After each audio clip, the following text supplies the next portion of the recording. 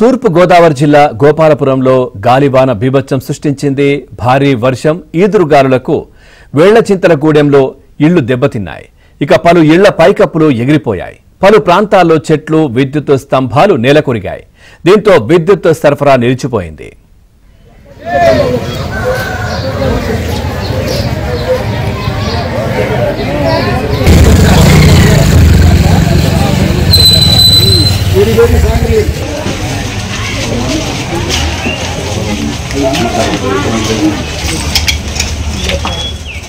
మాది వేలచింతగూడెం రాత్రి వచ్చిన తుఫాను మొత్తం ఇంట్లో ఇల్లంతా ఎగిరిపోయిందండి. మాకు ఇల్లు లేదండి.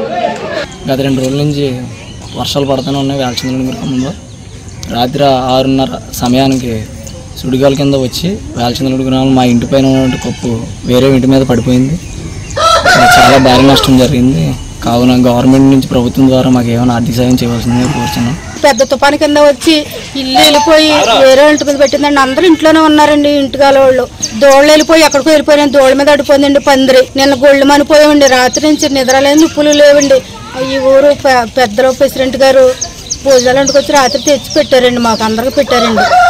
అలాగుందండి. రాత్రి నుంచి ఎంతకుని గవర్నమెంట్ ద్వారాగా ఏదైనా సహాయం చేయమని కోరుకుంటున్నామండి. ఒక 3 ఇళ్ళు వేలచింతగూడెం గ్రామంలో 3 ఇళ్ళు పూర్తిగా దెబ్బతిన్నాయి.